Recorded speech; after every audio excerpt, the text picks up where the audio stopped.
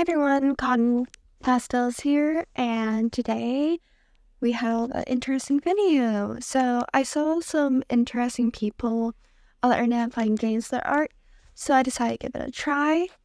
So what we are doing here is we're spinning a randomizer and getting whatever lands on it and drawing it. So I got Haunted Forest here. So I have two of them. One is a type of species, characters, etc., and one is a type of environment that I want to draw. So this is going to be really interesting, take me out of my comfort zone. So I'm a little nervous, but So and I got orc on that one. And on here, I'm just going to find some good reference images. I like to save them all under a certain name, organize them in a specific way. So first I'm looking for a haunted forest sort of aesthetic that I want. I need to find something that sort of fits the idea, but would also go good with the orc characteristic that I have going on. So that's going to be the hard part. Just looking through it and whatever pops out to me that I sort of want. The idea of maybe the trees look nice, or the lighting, or even the creature in the background, the eerie feeling. I take whatever looks best to me. So here I'm just saving a bunch of different types of images. As you can see, a lot of them I liked. I did end up only having to take a couple though, for space reasons, and also the more you have, the more difficult it is to sort of use it as a reference. So I was just looking through. I liked the way that this skeleton looked on the tree, so I really wanted to incorporate that. I feel like that really gave the haunted vibes. A lot of the images were very Halloween-y, which I did like, but I didn't want to go for a Halloween vibe. I wanted to go for just full-on horror movie, haunted forest.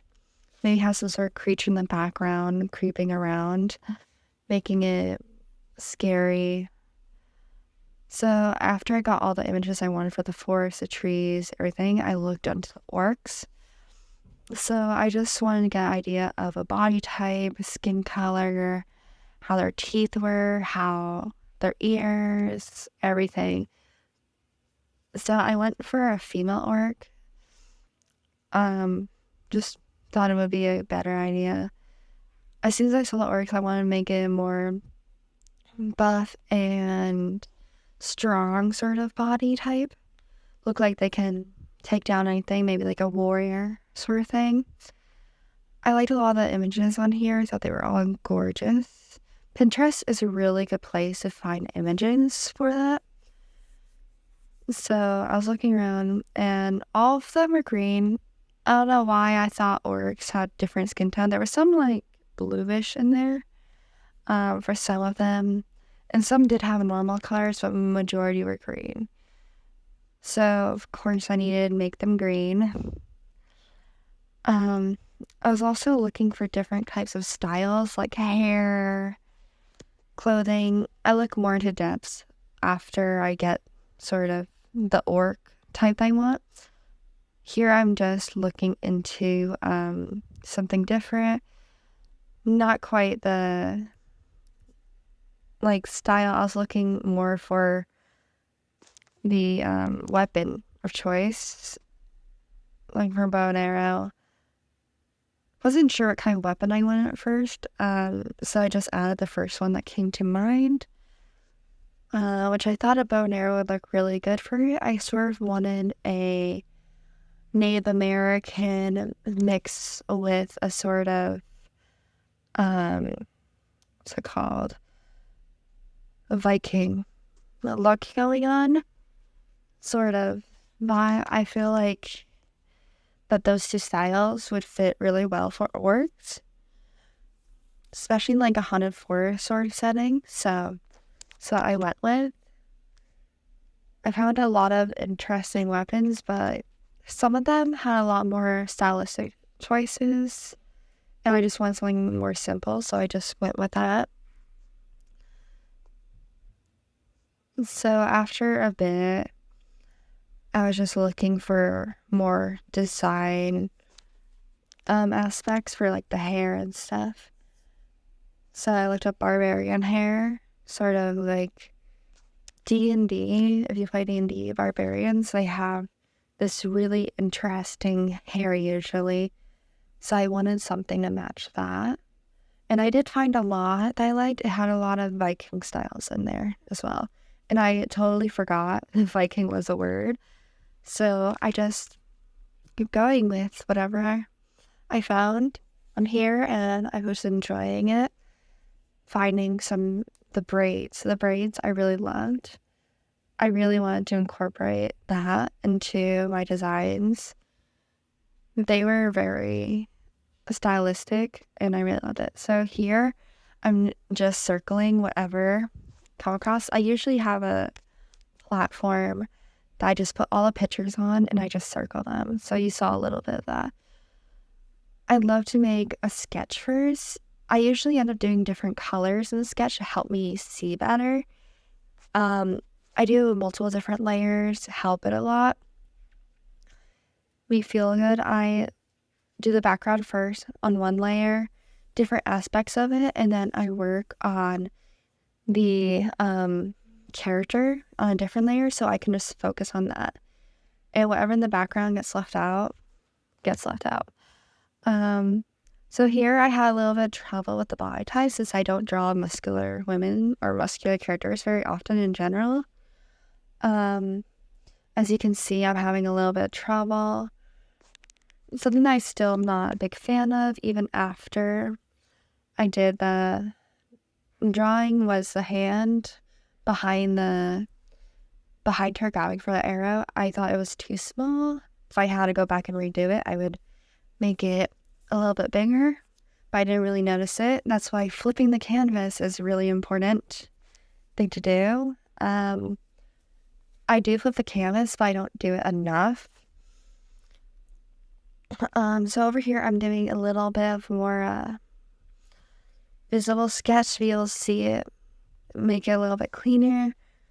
In my other sketch, I don't think I did that. We'll see though. Here I'm just lining out everything in grayscale.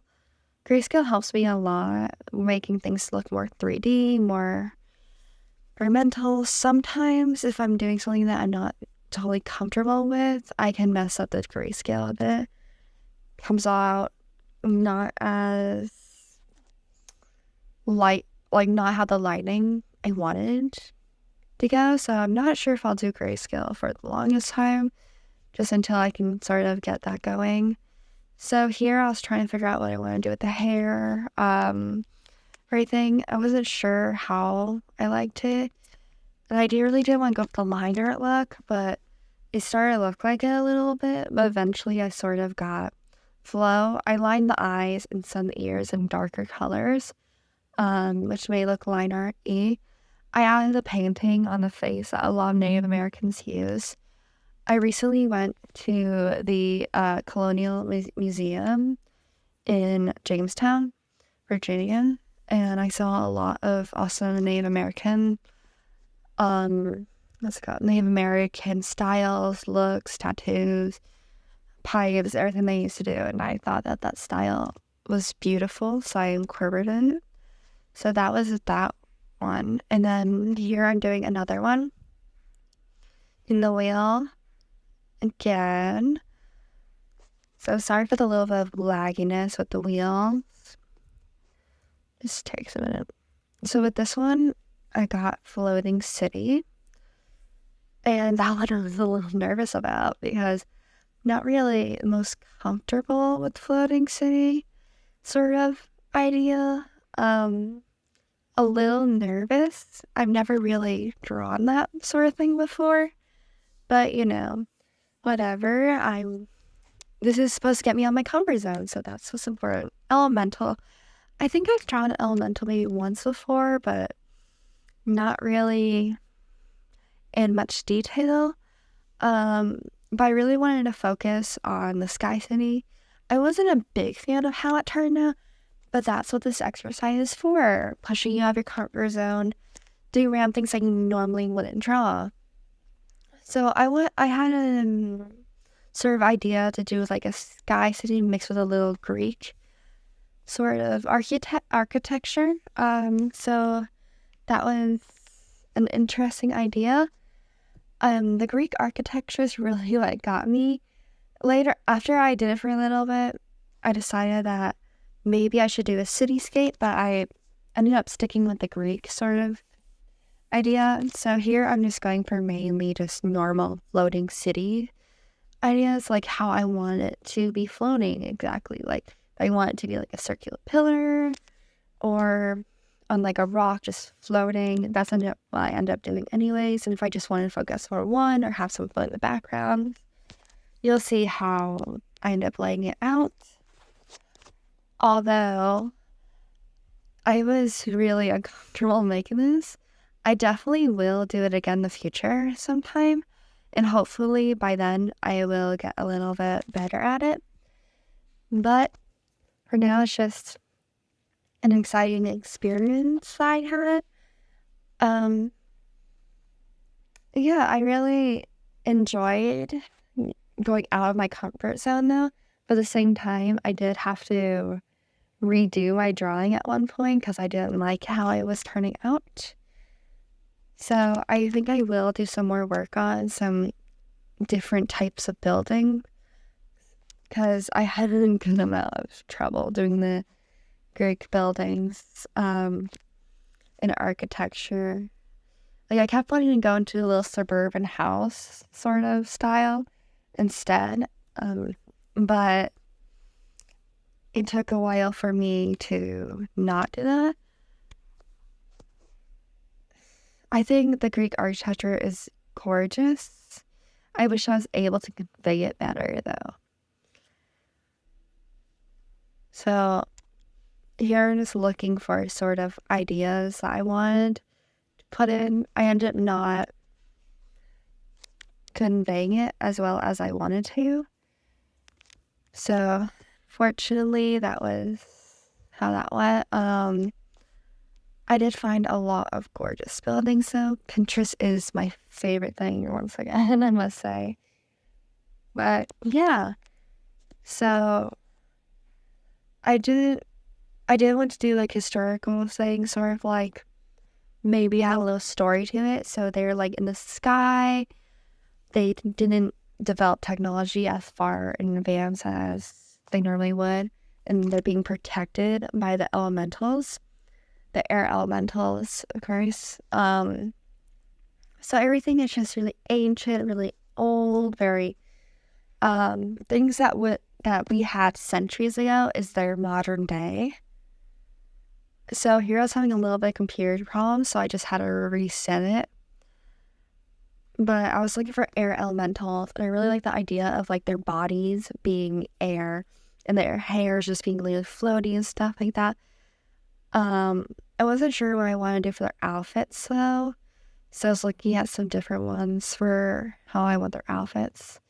So I really like the idea though of them being the protectors and the guardians of the people that live on the floating things, the floating cities.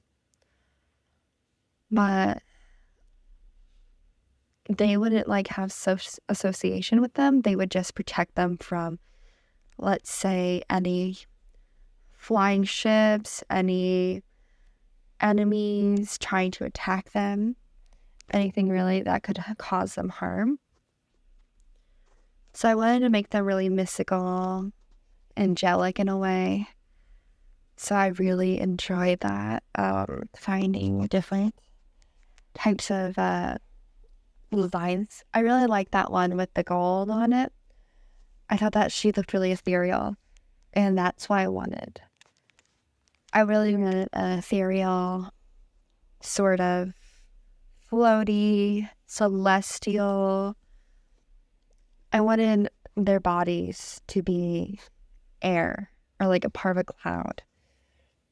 So I just kept looking for something else that I really liked and found this guy that his body was a cloud, but he was fully a cloud. But I want to do more with that idea, but I ended up not. So here is where I decided on this, and I was really not doing well with the building ideas. I really didn't like how the buildings were coming out. So I kept trying different things, and I didn't like them at all. So I did end up just completely erasing it and restarting. I'll make something more in the foreground. Focus on one thing at a time, which helped me a lot and doing more color coding. You will see me add some stuff in, and it does not make it to the final results, unfortunately. Like the stones I'm adding in right now, it didn't make it to the final image. I wish I did put it in a little bit more, but I wasn't sure how I could have made it look as well as I wanted it to. So here I'm working on the elementals.